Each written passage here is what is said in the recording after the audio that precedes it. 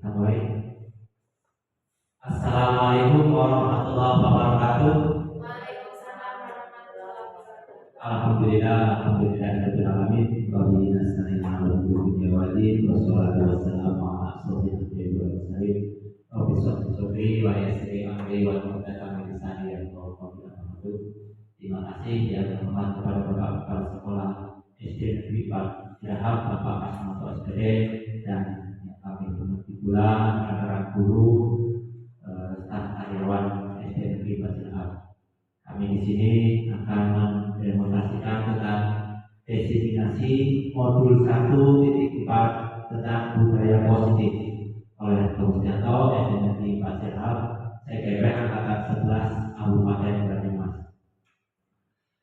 Latar belakang desiminasi ini adalah budaya positif merupakan suatu bentuk wujudan ada penerapan nilai kebajikan yang bersifat universal di sekolah.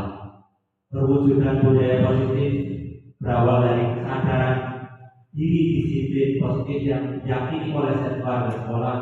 Dengan mewujudkan budaya positif akan menciptakan suasana sekolah yang aman, nyaman, menyenangkan dan kondusif yang mendorong pada peningkatan kualitas pendidikan yang diharapkan.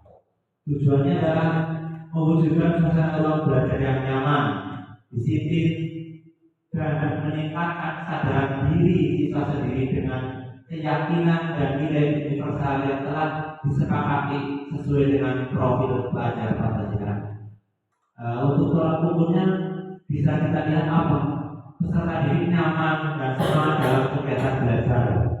Yang kedua adalah peserta didik menunjukkan perilaku yang sesuai dengan profil pelajar Pancasila.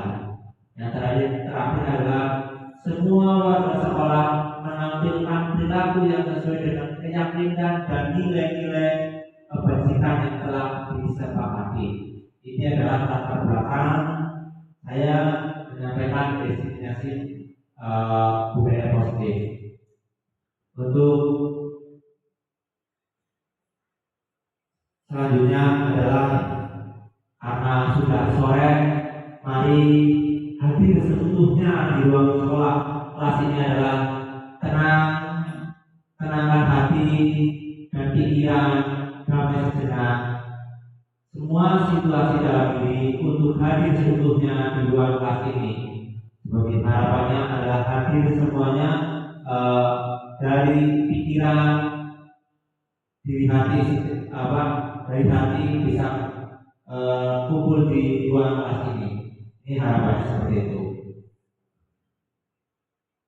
Budaya positif di sekolah yaitu nilai dan kebiasaan-kebiasaan di sekolah yang berpihak pada peserta didik agar mereka dapat berkembang menjadi pribadi yang kritis, penuh hormat dan tentang budaya positif adalah harapannya adalah bisa berkembang menjadi pribadi yang kritis untuk bisa bertanggung jawab. Maksud dalam pendidikan adalah menurut Ki Hajar Dewantara 1936 dasar dalam pendidikan Dewantara halaman 1 adalah pendidik ibarat petani dan peserta didik adalah benih. Maksud pendidikan itu adalah menuntut segala kekuatan kodrat yang ada pada anak agar mereka dapat mencapai keselamatan dan kebahagiaan yang setinggi-tingginya baik bagi manusia ataupun anggota masyarakat. Intinya adalah guru adalah menuntut segala kodrat yang ada karena anak itu sudah ada benih-benihnya. Contoh mungkin satu anak ini sudah benih padi, ada yang benih timun, ada yang benih jagung. Tidak bisa yang untuk contohnya padi bisa ditumbuhkan seperti jagung, itu tidak bisa disamakan seperti itu. Karena setiap siswa adalah mempunyai kodrat atau kekuatan tersendiri, tidak seperti kertas putih itu ada garis-garisan yang sudah muncul. Kita tinggal menguatkan kemampuan siswa tersebut. Ini adalah dari dasar pendidikan Ki Hajar Dewantara seperti itu. Dasar Ki Hajar Dewantara adalah ing aso sing tulodo ing maju menungkaso tuturi handayani. Nanti setiap siswa akhirnya adalah selamat dan bahagia. Kata bahagia ini yang kita utamakan karena kebahagiaan untuk di sekolah, kesenangan yang ada di sekolah itu ilmu-ilmu yang akan masuk insya Allah lebih mudah dibandingkan dengan kita menanamkan anak-anak menjadi beban atau seperti apa. Ini adalah tentang paradigma Ki Hajar Dewantara. Jadi sudah untuk sekilas memotivasi itu untuk kita semuanya. Yang pertama adalah materi perubahan paradigma. Untuk membangun budaya positif, sekolah perlu menyediakan lingkungan yang positif, aman, nyaman, agar murid mampu berpikir, bertindak, menciptakan dengan merdeka, mandiri, dan bertanggung jawab. Lazimnya pendidikan dikaitkan dengan kontrol, dalam hal ini kontrol guru dalam menghadapi murid. Ini adalah paradigma baru. Coba ini ilustrasi umpamanya panjenengan semuanya Bapak Ibu guru menulis di kertas atau membayangkan Bapak Ibu guru memegang sesuatu yang sangat penting di kepala tangan. Coba dibayangkan, dipraktekkan mengepalkan tangan. Ibaratnya ini di dalam kepala tangan ini ada sesuatu yang sangat berharga. Contohnya mungkin pin ATM atau mungkin benda berharga kesayangan panjenengan semuanya, emas dan seperti itu. Bisa dipraktekkan dengan teman sebangku atau mungkin rekan di sampingnya. Untuk membuka ini bisa lebih mudah atau mungkin tidak boleh dibuka, itu adalah kontrol panjenengan semuanya. Kalau mungkin kekuatan diri ini adalah yang sangat penting. Kira-kira untuk yang di dalam kepala tangan ini penting untuk dibuka oleh rekan atau orang lain, kira-kira lebih mudah atau sulit? Sulit. Gimana? Sulit atau mudah? Untuk membukanya mungkin yang ngapal itu kira-kira dan ini silakan apa tidak? Tidak ya kan? Ini adalah yang bisa sampaikan. Ini harus dipegang sekuat tenaga, dilindungi supaya dijaga supaya tidak bisa terlepas atau untuk orang lain. Ini adalah seperti itu. Kira-kira kita sendiri akan memegang kontrol atas kepala tangan kita. Orang lain tidak bisa mengontrol karena kalau mau dibuka, kalau kita mengontrol tangan kita sendiri dengan keras, dengan sungguh-sungguh tidak akan terbuka. Seperti itu. Itu adalah tergantung pada diri kita sendiri masing-masing sesuai dengan kebutuhan dasar kita saat ini. Nanti kita bahas tentang kebutuhan dasar apa saja yang perlu kita butuhkan untuk bertahan hidup, salah satunya itu. Ini adalah paradigma teori kontrol, ilustrasi kontrol. Di sini adalah ilusi guru mengontrol murid, ilusi bahwa kritik dan membuat orang merasa bersalah dapat menguatkan karakter. Semua penguatan positif efektif dan bermanfaat. Bahwa orang dewasa memiliki hak untuk memaksa. Ini adalah ilusi kontrol. Di sini ada paradigma stimul, respon teori kontrol. Siapa sesungguhnya yang memiliki teori kontrol? Kita pilih salah satu adalah stimulus respon. Contohnya perilaku buruk dilihat sebagai suatu kesalahan. Ini sebagian besar pastinya menganggap perilaku buruk itu dilihat sebagai suatu kesalahan. Teori kontrolnya adalah semua perilaku memiliki tujuan. Setiap perilaku kegiatan kita tingkah laku pastinya adalah mempunyai tujuan. Setiap orang juga mempunyai tujuan yang berbeda-beda. Respon seorang lain juga berbeda-beda seperti itu. Ini adalah untuk perilaku buruk dilihat dari sebuah suatu kesalahan. Selanjutnya orang lain bisa mengontrol saya. Teori kontrolnya adalah hanya Anda yang bisa mengontrol diri Anda. Tadi atas sudah dipraktekkan tentang mengepal suatu tangan. Di dalam kepalan itu adalah ada sesuatu yang berharga untuk kita. Yang bisa mengontrol adalah diri kita sendiri. Mau baik, mau buruk, mau kemana, itu adalah diri kita sendiri yang bisa, hanya yang mengontrol. Orang lain itu tidak bisa mengontrol sepenuhnya. Selanjutnya adalah disiplin positif. Pastinya untuk melakukan kegiatan ini harus ada kedisiplinan.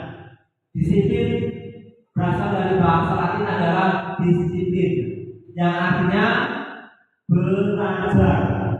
Disiplin diri membuat orang menggali potensinya menuju sebuah tujuan. Apa yang dihargai, namun dalam sebuah budaya kita cenderung umum adalah menghubungkan kait disiplin dengan ketidaknyamanan, bukan dengan apa yang kita hargai atau pencapaian suatu tujuan mulia. Seseorang harus paham betul alasan mengapa mereka mengikuti ajaran tertentu, sehingga motivasi yang terbangun adalah motivasi intrinsik, bukan ekstrinsik. Dengan kata lain, disiplin diri juga mempelajari bagaimana cara kita mengontrol. Nanti diharapkan disiplin di sini adalah lahir dari diri kita sendiri. Supaya apa? Supaya mengenal, supaya paham untuk melaksanakannya. Diharapkan itu adalah tidak lahir dari ekstrinsik, dari luar. Harapannya dari dalam hati diri sendiri, terbangun, terbuka, termotivasi oleh dirinya sendiri. Begitu. Disiplin adalah kemampuan memerintah diri sendiri dalam mengontrol dan menguasai diri untuk memilih tindakan yang mengacu pada nilai-nilai yang kita hargai dengan penuh tanggung jawab tanpa perintah orang lain. Contoh, kita berangkat ke sekolah tepat waktu. Ini adalah kontrol yang bisa kita lakukan adalah diri kita sendiri. Kalau mungkin aturan itu adalah dari ekstrinsik, dari luar. Tapi kalau sudah intrinsik dan kesadaran dari diri kita sendiri, walaupun mungkin di rumah kita sibuk atau mungkin banyak sesuatu yang pekerjaan yang menumpuk, tapi kalau sudah lahir dari diri sendiri, kita yang bisa mengontrol, bisa membagi waktu untuk diri kita sendiri. Berarti kita adalah menghargai diri kita sendiri. Seperti itu. Masuk nilai-nilai sini adalah tadi juga disampaikan di atas tentang nilai-nilai yang terkena dalam profil pelajar Pancasila. Yang pertama tadi adalah beriman, bertakwa kepada Tuhan Yang Maha Esa, ada mandiri, bernalar kritis, kreatif, bergotong royong, dan berbineka tunggal. Ini adalah profil pelajar Pancasila yang kebaikan universal yang kita insya Allah bisa mengikuti dan akan melaksanakan. Teori motivasi perilaku manusia. Teori motivasi perilaku manusia adalah yang satu ada untuk menghindari ketidaknyamanan atau hukuman apa yang akan terjadi apabila saya tidak melakukannya. Ini adalah motivasi eksternal, motivasi yang lahir dari luar. Yang kedua, untuk mendapatkan imbalan dari orang lain, apa yang akan saya dapatkan apabila saya melakukannya. Ini masih motivasi yang berasal dari luar. Ini yang ketiga, harapan kita semua bisa tumbuh motivasi-motivasi yang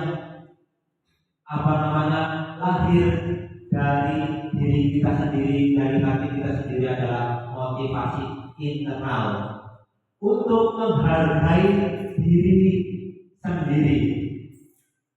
Pertanyaannya adalah, saya akan menjadi orang yang seperti apa bila saya melakukannya? Ini adalah pertanyaan yang lahir dari diri sendiri. Untuk apa? Untuk menghargai diri sendiri.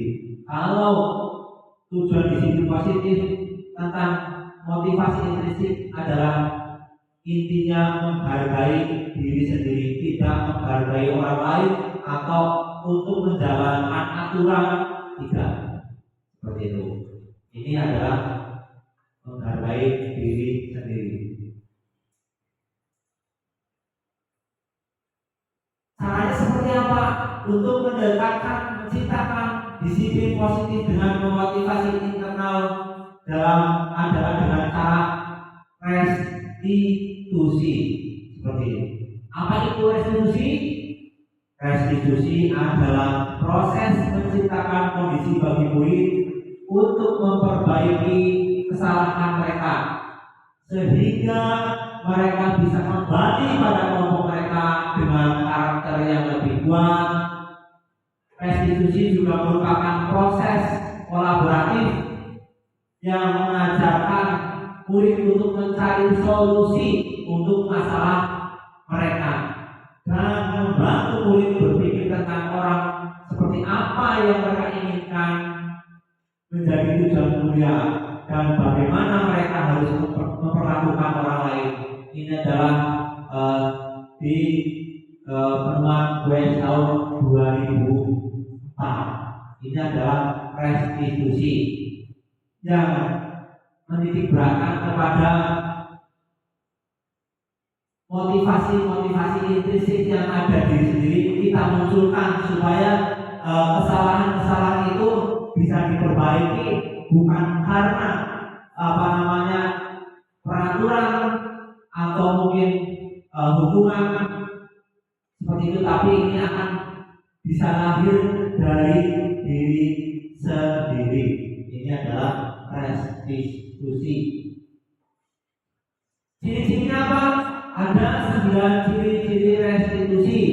Yang pertama adalah bukan untuk menebus kesalahan, namun untuk belajar dari kesalahan. Kalau sudah melakukan kesalahan itu bukan namanya menebus kesalahan, tapi belajar. Kenapa kok itu lakukan seperti itu? Itu betul apa salah? Kalau salah harus seperti apa? Seperti itu. Ini adalah ciri-ciri restitusi. Yang kedua adalah memperbaiki hubungan. Contohnya di kelas, kalau sudah suatu kesalahan atau tidak sesuai dengan kesepakatan, perlunya harus diperbaiki dengan hubungan dengan siswa, dengan guru, dengan teman.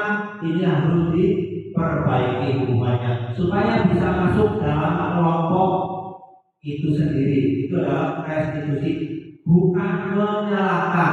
Kalau menyalahkan, nanti pastinya si anak akan minder atau rasa bersalah di hati, sehingga kalau rasa bersalah itu terus dipikirkan akan mengurangi potensi atau mungkin bakat-bakat yang ada pada anak itu.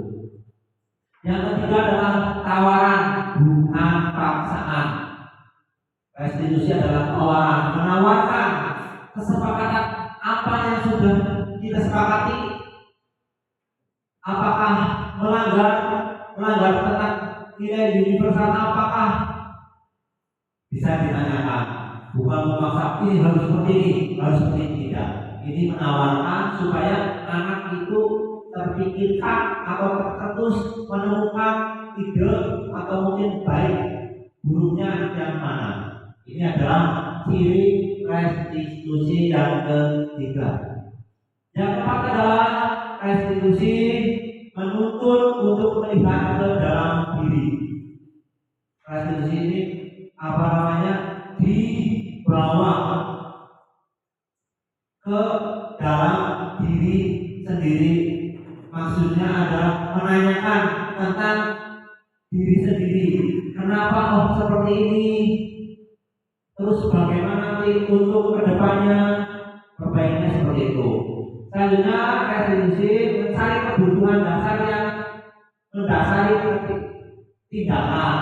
Nanti kita sampaikan tentang kebutuhan dasar apa saja untuk mencari kebutuhan dasar. Pastinya manusia mempunyai kebutuhan dasar yang utama seperti itu.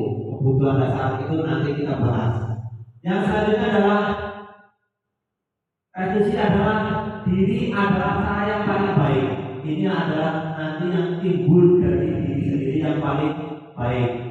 Yang selanjutnya fokus pada karakter bukan tindakan. Di restitusi tidak ada tindakan tentang nanti kesalahan ini akan konsekuensinya memutari lapangan berapa kali, tidak, atau mungkin membersihkan WC, tidak. Ini adalah fokus pada karakter pada siswa itu sendiri. Selanjutnya adalah pada solusi. Solusinya harus seperti apa? Kita pancing dengan pertanyaan-pertanyaan pada suatu anak itu supaya harapannya bisa mengetahui solusi itu sendiri. Solusinya harus seperti apa? Itu seperti itu. Yang terakhir adalah restitusi mengembalikan murid yang berbuat salah pada kelompoknya. Ya pastinya biasanya kalau di suatu kelas ada anak melakukan kesalahan, biasanya yang lain mungkin bahasanya membuli atau mengkatai. Dalam tindakan restitusi ini nanti anak bisa kembali pada kelompoknya, bisa bermain dengan teman-temannya atau mungkin belajar bareng dengan teman-temannya. Itu adalah ciri restitusi. Selanjutnya adalah tentang manusia. Pastinya manusia itu mempunyai kebutuhan dasar. Dokter bilang dasar menyebutkan kebutuhan dasar manusia itu ada 5. Yang pertama adalah kebutuhan hidup. Pastinya manusia makhluk hidup pasti mempunyai kebutuhan hidup. Apa sih kebutuhan hidup? Adalah kebutuhan survival, kebutuhan yang bersifat fisiologis untuk bertahan hidup, misalnya kesehatan, itu adalah kebutuhan hidup. Rumah, makan, minum, kebutuhan biologis sebagai saat dari proses reproduksi termasuk kebutuhan untuk tetap bertahan hidup. Komponen psikolog pada kebutuhan ini meliputi kebutuhan dan perasaan aman. Ini adalah kebutuhan bertahan hidup. Ini adalah kebutuhan yang pertama.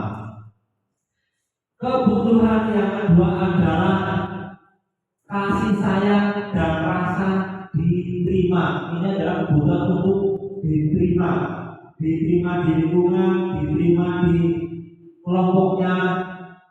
Apa kebutuhan untuk disayang dan diterima adalah kebutuhan tentang hubungan dan koneksi sosial, kebutuhan untuk menerima dan terima kasih, kasih sayang, kebutuhan untuk merasa menjadi bagian dari kelompoknya. Kebutuhan ini juga meliputi keinginan untuk tetap terhubung dengan orang lain seperti teman, keluarga, pasangan hidup, teman kerja, binatang binatang peliharaan, dan kelompok di mana kita bergabung. Ini adalah kebutuhan disayang atau diterima. Selanjutnya adalah kebutuhan kebebasan. Kebebasan akan pilihan. Di sini biasanya kebebasan akan pilihan anak-anak yang biasanya aktif dalam kegiatan belajar mengajar. Ini biasanya juga kebebasan tentang mungkin sepak bola, kebebasan ingin dihargai, kebebasan ingin hal-hal yang baru. Ini termasuk adalah kebebasan kebutuhan akan pilihan. Contohnya suka mencoba-coba, ada sesuatu yang mungkin baru kayak dicoba, ini kebebasan. Terus tidak senang mencoba yang hal baru atau menarik, ini adalah kebebasan. Kebutuhan akan kemandirian, otonomi, memiliki pilihan ataupun mengendalikan arah hidup seseorang. Selanjutnya adalah tentang kesenangan. Kebutuhan kesenangan untuk merasa senang. Pastinya kita semua dalam kehidupan sehari-hari dengan kesibukan yang berbeda-beda, kesibukan yang luar biasa, ini adalah perlu kesibukan kesenangan. Kesenangan di sini adalah kesenangan yang positif. Untuk kesenangan adalah kebutuhan untuk mencari kesenangan, bermain, ketawa. Bayangkan hidup tanpa kenikmatan apapun betapa menyedihkan. Saya menghubungkan kebutuhan akan kesenangan dengan belajar. Semua hewan dengan tingkat contohnya lumba-lumba dan sebagainya, itu pasti saat mereka bermain sangat penting, senang. Kita pun demikian, pastinya mempunyai kesenangan setiap orang berbuat, karena kebutuhan 4-5 kebutuhan ini minimal menurut bidang dasar kebutuhan dasar manusia yang perlu kita penuhi. Pertama adalah kebutuhan bertahan hidup atau survival. Yang kedua adalah kasih sayang dan rasa diterima, kebutuhan untuk diterima. Yang ketiga kebebasan, yang keempat kesenangan, yang terakhir adalah penguasaan. Penguasaan kebutuhan tentang kemampuan menguasai tentang kelompok-kelompoknya. Biasanya di setiap kelas pun ada bahasanya, setiap kelompok menguasai kelompok tertentu dengan bahasa seperti itu. Ini adalah termasuk kebutuhan penguasaan. Ini adalah kebutuhan tentang dasar menurut William Dasar itu. Semua orang senantiasa berusaha untuk memenuhi kebutuhannya dengan berbagai cara. Bila mereka tidak bisa mendapatkan kebutuhan dengan cara yang positif, mereka bisa melanggar peraturan atau melakukan hal-hal yang tidak sesuai dengan nilai kebajikan. Bagaimana kita memposisikan jika Anda peserta didik yang melakukan hal-hal yang tidak sesuai dengan nilai kebajikan? Kira-kira seperti apa nanti? Bagaimana memposisikannya? Apakah nanti sebagai penghukum, sebagai teman, atau dan sebagainya? Kita lanjut. Posisi kontrol restitusi. Di sini juga menurut Dian Gosen dalam bukunya tahun 1998. Posisi kontrol guru ini ada 5: penghukum, pembuat merasa bersalah, atau sebagai teman, atau sebagai pemantau, atau sebagai manajer. Di sini adalah posisi kontrol guru yang paling diharapkan. Harapan kita adalah nanti sebagai manajer, tidak sebagai penghukum. Kita kadang-kadang untuk posisi kontrol kita yang lebih mudah mungkin di tempat dan langsung mungkin bisa terjawab atau dilaksanakan adalah posisi penghukum. Itu seperti itu. Yang diharapkan adalah nanti posisi manajer. Seperti apa kita lihat posisi 5 posisi kontrol. Guru berbuat. Ini adalah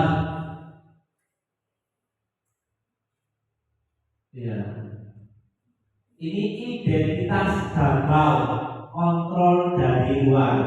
Kalau penghukum ini adalah identitas gagal.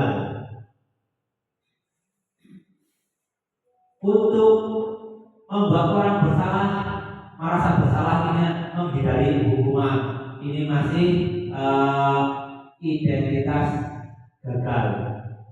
Mari untuk kita semuanya mudah-mudahan bisa menjadi identitas berhasil dan sukses kontrol diri. Di sini yang menjadi gagal adalah penghukum membuat merasa bersalah. Kalau identitas berhasil sukses kontrol dari luar, ini adalah mengharapkan imbalan atau ketergantungan pada orang lain.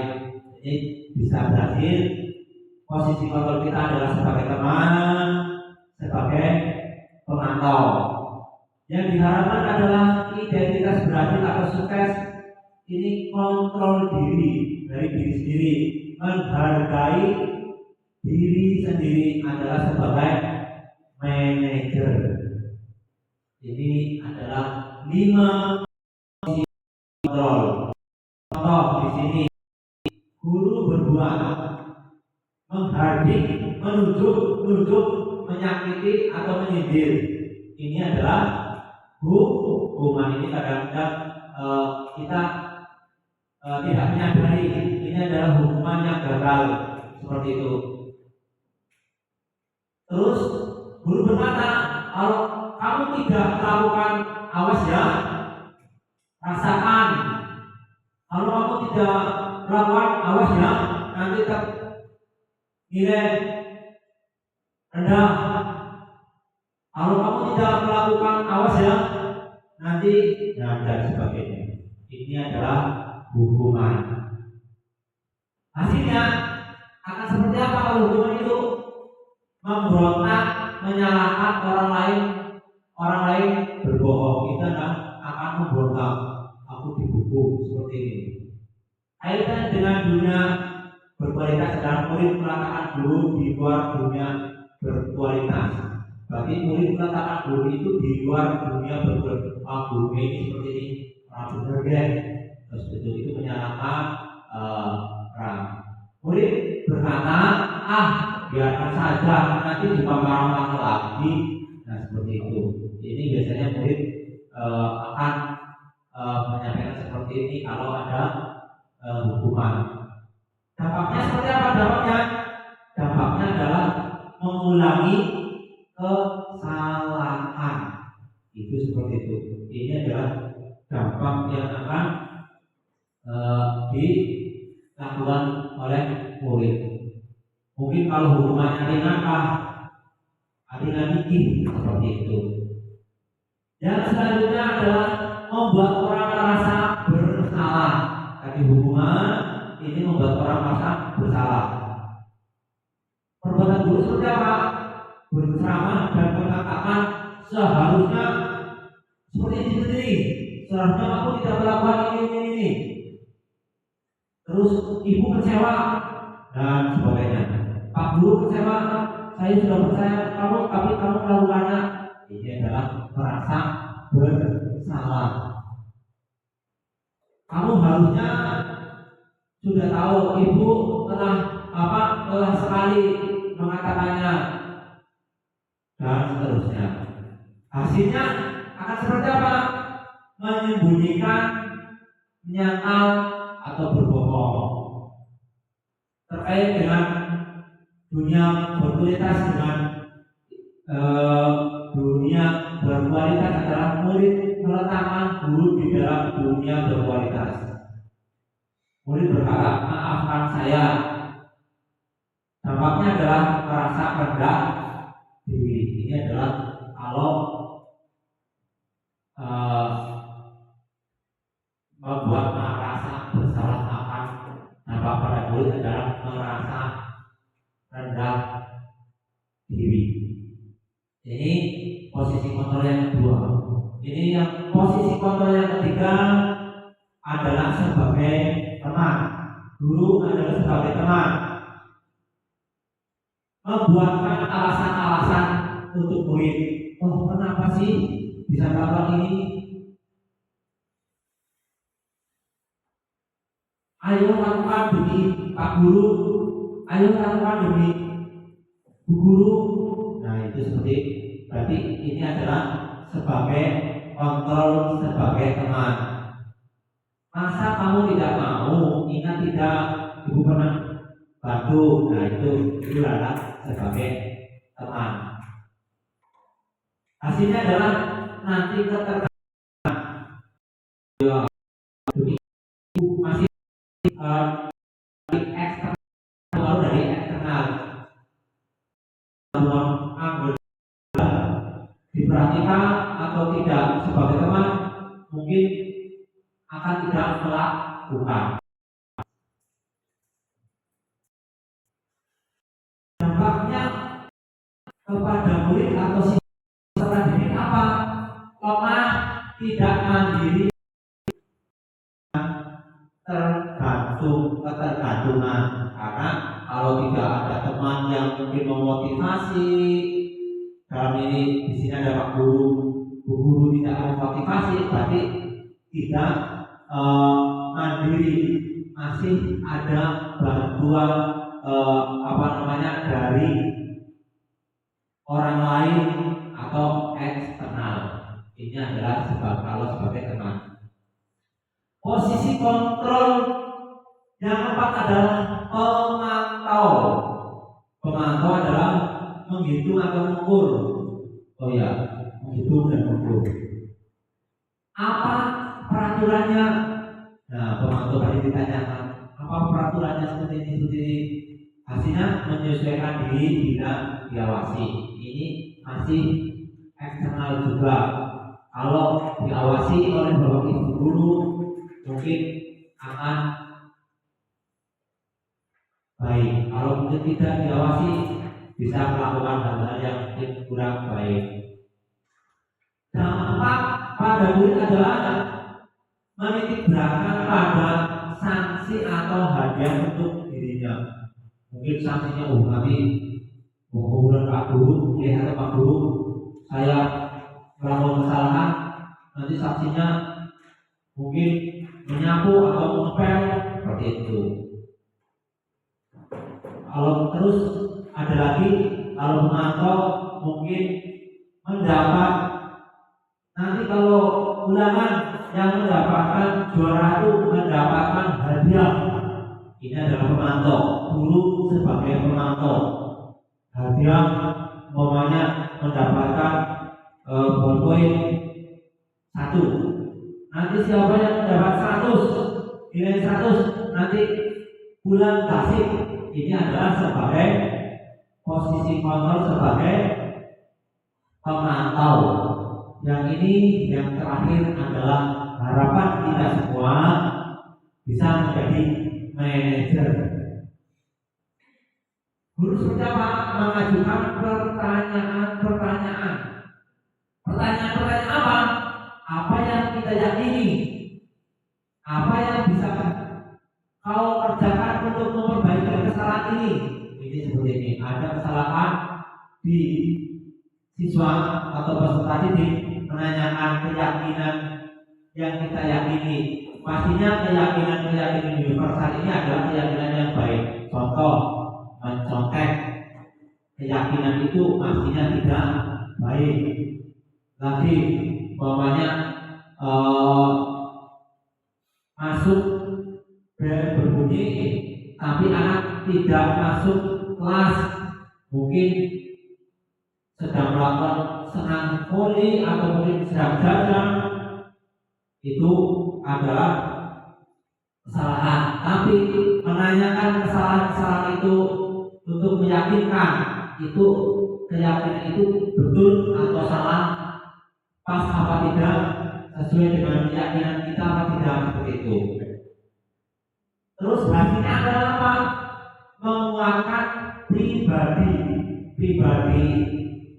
Si anak itu akan keluar akan yakin, oh ya, saya salah Pak Guru, seharusnya saya masuk lebih awal karena bel berbunyi. Itu tindakan anak siswa pastinya mempunyai alasan-alasan tertentu. Kita pancing dengan pertanyaan-pertanyaan itu supaya anak lebih tahu itu adalah salah, tidak langsung menghukum, tapi menggali anak itu kesalahan itu kenapa kok itu bisa terjadi, kenapa itu bisa dilaksanakan, pastinya punya alasan-alasan. Tidak masalah penguatan itu menyampaikan Pak Guru juga pernah melakukan itu, tidak masalah. Itu menstabilkan nanti ada tentang restitusi. Murid meletakkan dirinya sebagai individu yang posisi dan dunia berkualitas. Murid berkata bagaimana caranya bisa memperbaiki keadaan ini. Akan timbul pilihan bagaimana ya caranya bisa memperbaiki keadaan ini, seperti itu. Yang selanjutnya adalah dampak pada murid. Dampaknya adalah menguasai diri, bagaimana dan cara memperbaiki diri. Kalau sudah menyampaikan pertanyaan-pertanyaan sebagai manajer, di sini adalah pada akhirnya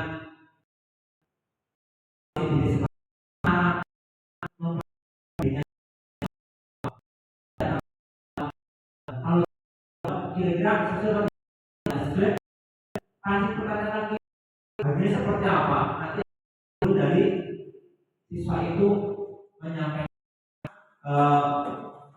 mungkin kesalahan sendiri seperti itu.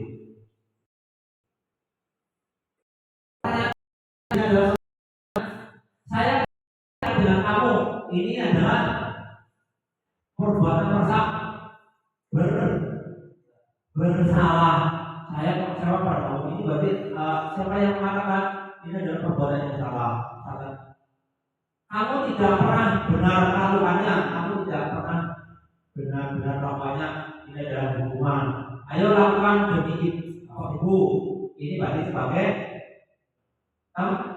teman. Jadi menghukum. Apakah kamu mau mendapatkan stiker ini? Berarti adalah sebagai pemantau. Nanti kalau di stiker eh, semangat. Kalau tidak mungkin kurang semangat. Bagaimana kamu bisa menyelesaikan masalah ini? Ini adalah sebagai manajer menanyakan bagaimana caranya, nanti bagi timbul dari diri sendiri bisa menyampaikan masalah-masalah itu, menyelesaikannya juga sendiri. Guru hanya menanyakan tentang kesalahan atau mungkin cara memperbaikinya, seperti itu. Kamu selalu yang paling terakhir adalah sebagai guru. Seorang guru dapat memposisikan sebagai manajer bagi peserta didik. Dengan mengambil peran sebagai manajer, seorang guru harus dapat memberikan pemahaman, menciptakan kesadaran pada peserta didik untuk memperbaiki perilaku yang tidak sesuai dengan nilai kebajikan. Pada prakteknya, seorang manajer bisa menggunakan segitiga restitusi dalam menciptakan kesadaran pada peserta didik akan nilai-nilai yang diyakini.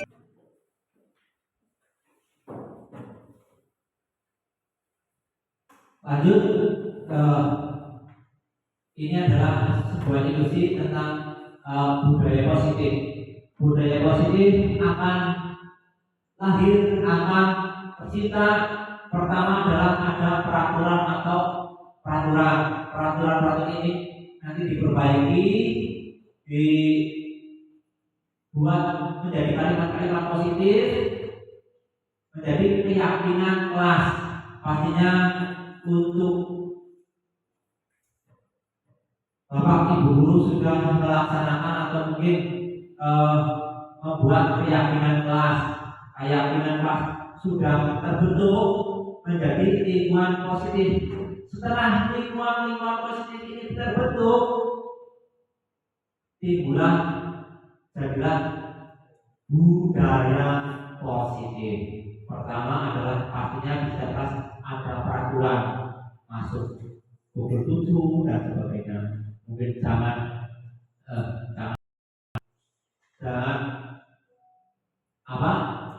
berangkat terlambat seperti itu. Berarti di sini keyakinannya adalah kalimat yang positif, menggunakan datang tepat waktu. Itu seperti itu. Kalau jangan atau tidak boleh seperti itu, kalimat yang kurang positif. Di sini adalah kita bahas tentang keyakinan kelas.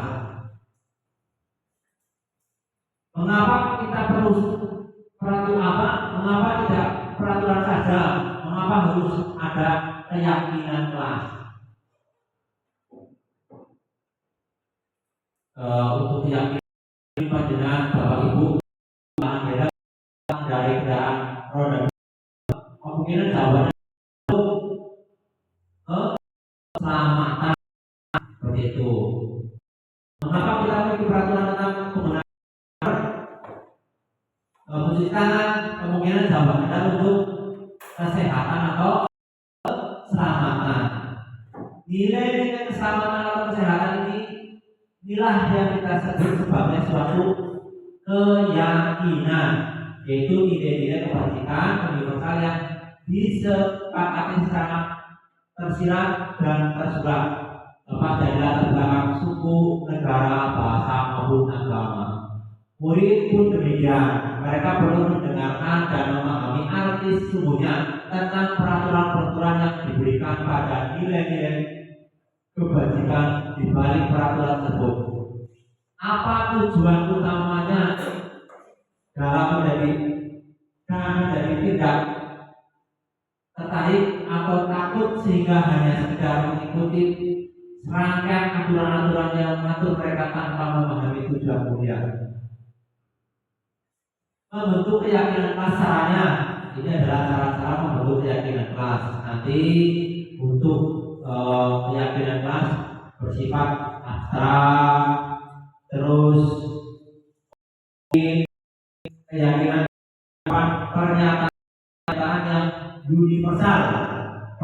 tiap kelas senantiasa dibuat dalam bentuk positif.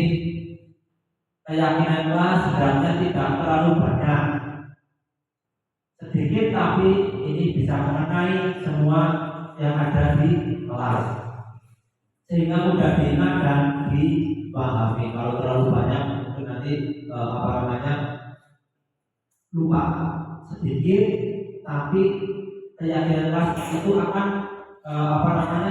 mengkaitkan semua tentang kedisiplinan di kelas. Terus semua warga kelas sebaiknya ikut kontribusi dalam membuat kegiatan kelas lewat curahan pendapat. Bersedia meninjau kembali keyakinan kelas dari waktu ke waktu.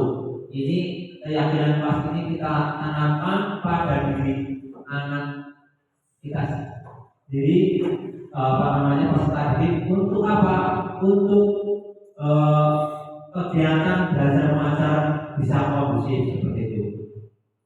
Ini adalah peraturan. Apa peraturan? Bedanya dengan keyakinan kelas.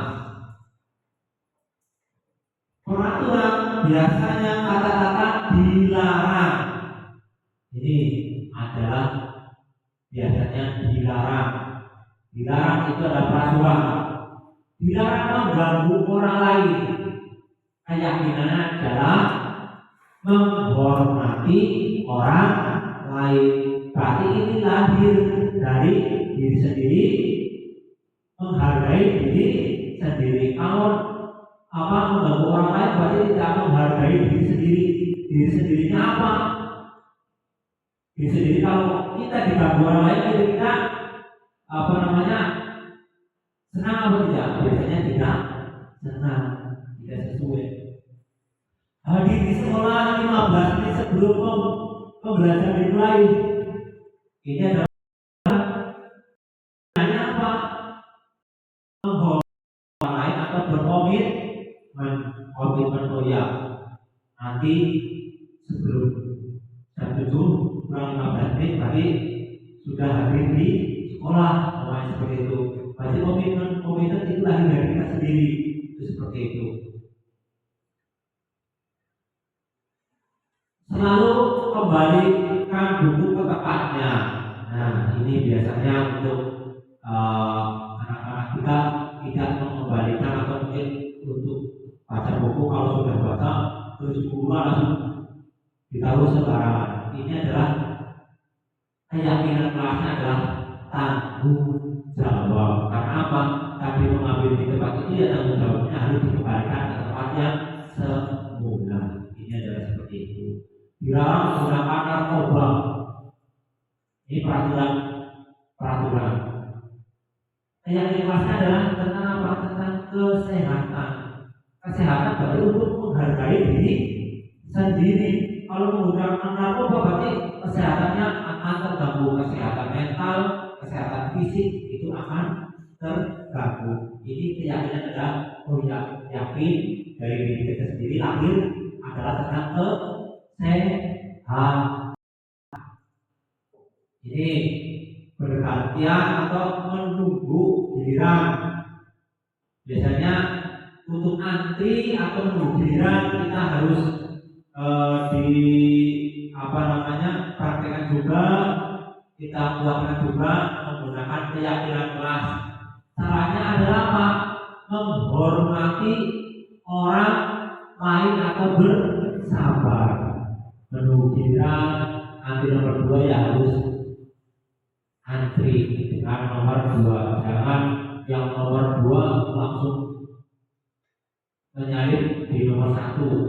Menunggu untuk nomor 1-nya dulu selesai, baru nomor 2 maju. Itu adalah melatih kesabaran atau menghormati orang lain. Kalau kita seperti itu, kira-kira pas atau tidak dengan perasaan kita? Itu seperti itu. Kalau mungkin pastinya tidak pas. Kalau tidak pas berarti kita harus menghormati orang lain atau mungkin bersabar menunggu giliran. Ini seperti ini dan seterusnya. Perbedaan hubungan dan konsekuensi hukuman biasanya adalah paksaan. Hukum yang biasanya paksaan akan membenci kedisiplinan. Sesuatu yang menyakiti harus terjadi. Biasanya hukuman akan menyakiti diri sendiri seperti itu. Itu banyakkan hukuman. Konsekuensinya adalah sesuai dengan suatu harus terjadi. Ini contohnya adalah perbedaan hukuman dan konsekuensi. Kalau hukuman adalah konsepnya adalah hal-hal konsep diri yang buruk. Biasanya seperti itu. Kalau hukuman biasanya buruk atau memaksa. Kalau konsekuensi adalah konsep diri yang baik.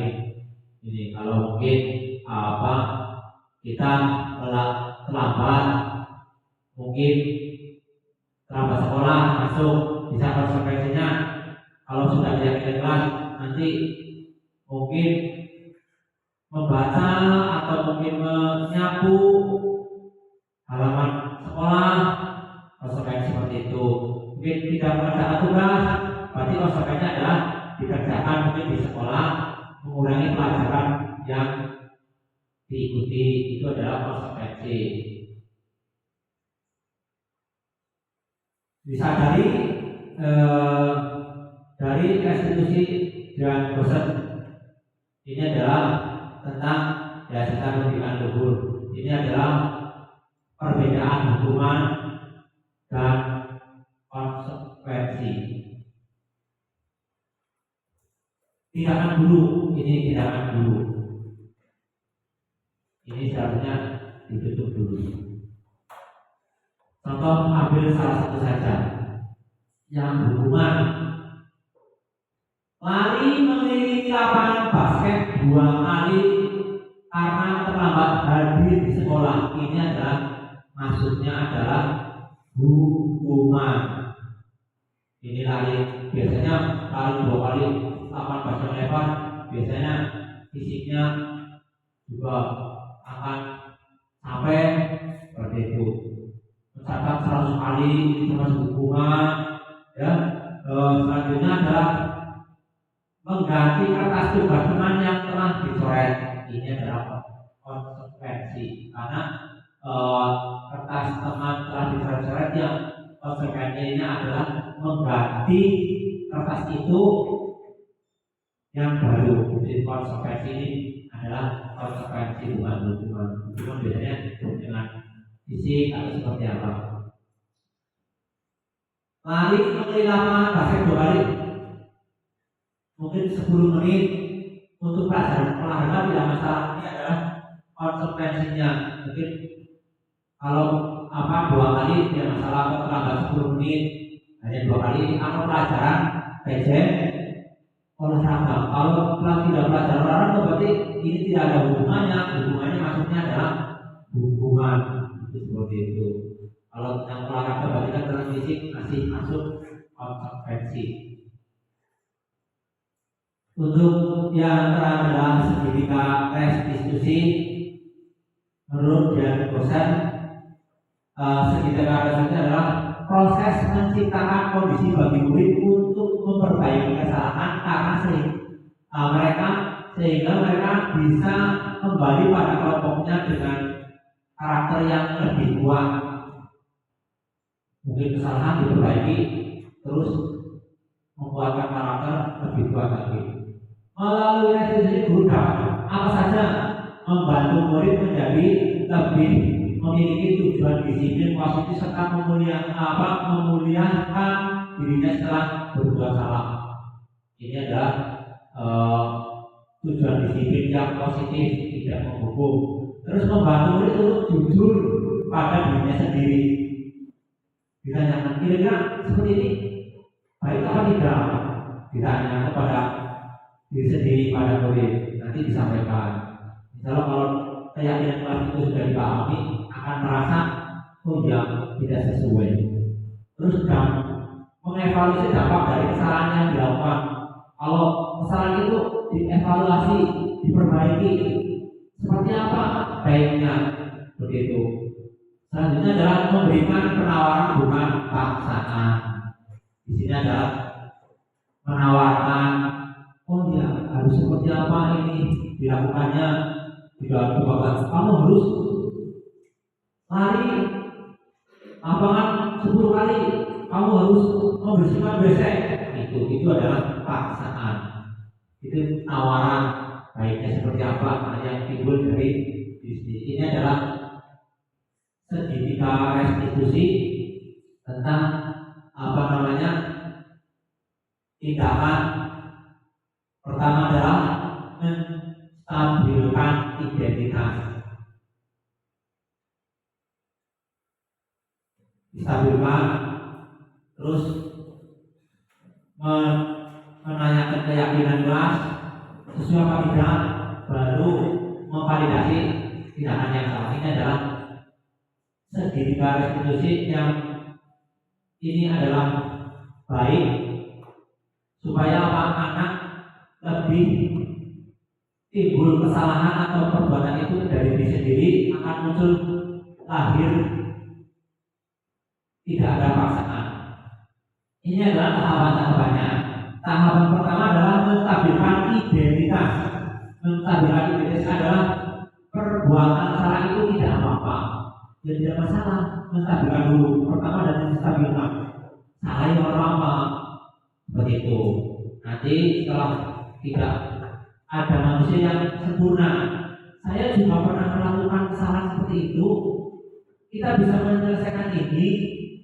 Bapak Ibu tidak tertarik mencari siapa yang salah, tapi Bapak Ibu ingin mencari solusi dari permasalahan ini.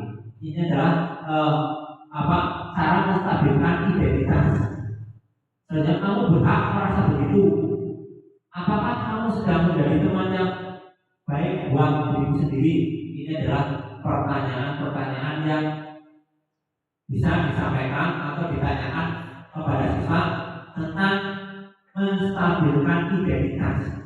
Kan siswa perbuatan salah, pastinya diri siswa itu tidak stabil, masih bergejolak, masih kesuh, masih panas, masih ronta-ronta. Itu biasanya seperti itu. Caranya adalah menstabilkan dulu.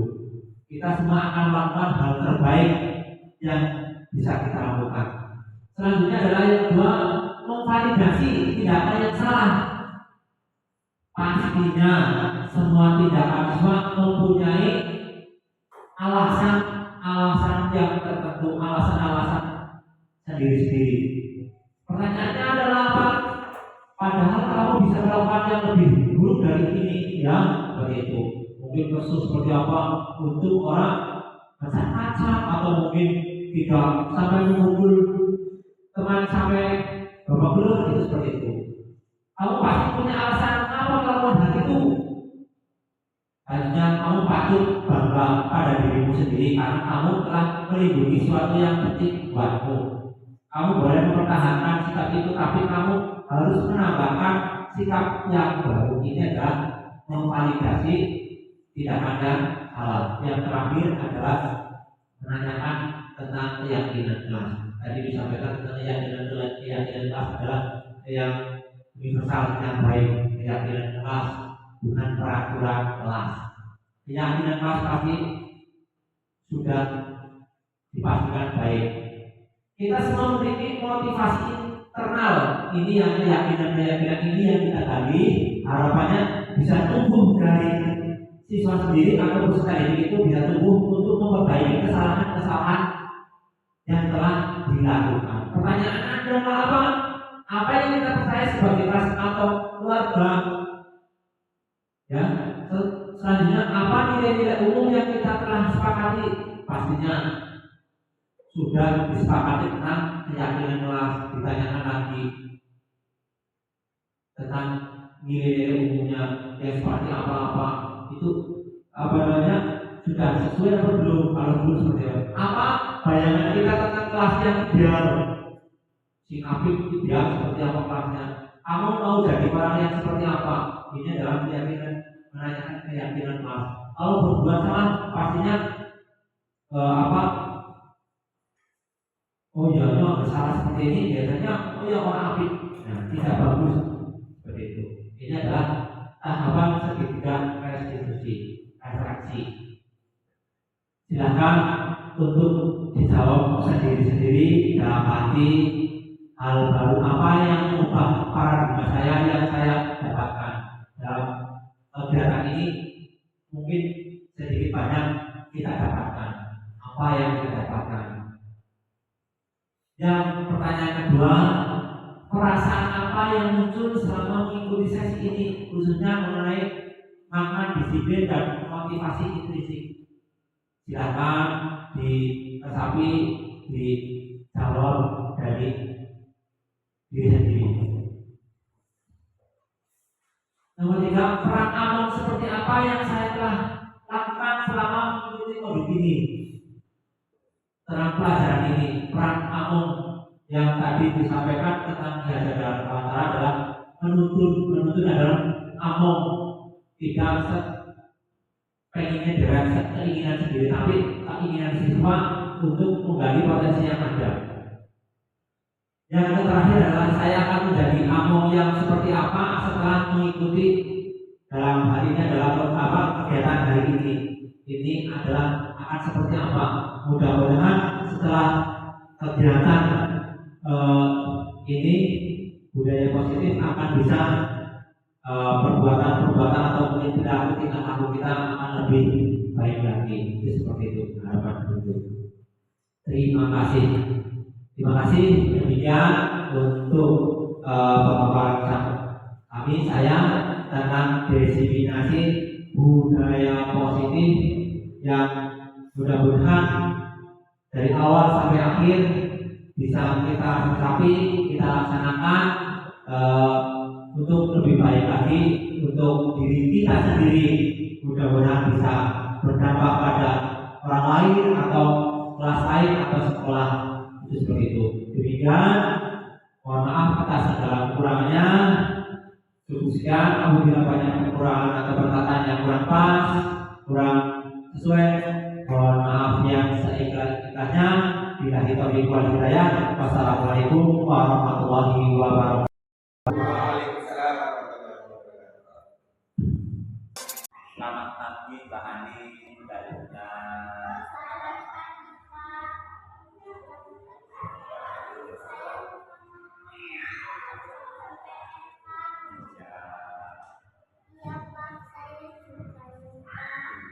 terus bagaimana ini Mbak Ani, Mbak Lina?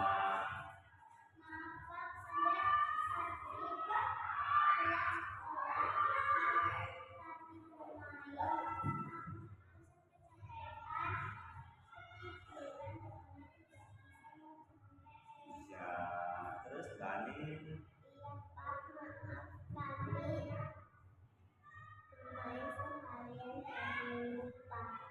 Nah, bermain itu wajar ya Lina, ya Mbak Ani, karena kodratnya anak-anak itu bermain. Dulu Pak Guru pun masih kecil bermain.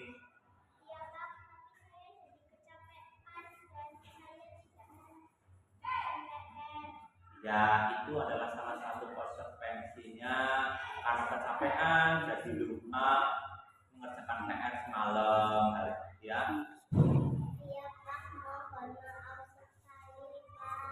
Ya, Pak Guru maafkan. Kira-kira kejadian ini keyakinan mana yang perlu kalian tingkatkan? Saya perlu meningkatkan rasa tanggung jawab saya, Pak. Saya harus meningkatkan disiplin waktu. Baik, sekarang kalian menyadari kira-kira ke depan kamu akan bagaimana? Insya Allah saya akan belajar lebih bertanggung jawab. Saya akan lebih bisa membagi waktu dalam mengerjakan PR. Bagus, Pak Guru sependapat dengan kamu. Mengikuti kegiatan positif itu penting, tapi harus lebih tanggung jawab lagi terhadap kewajiban kamu. Semangat, Mbak Ani, Mbak Lutna,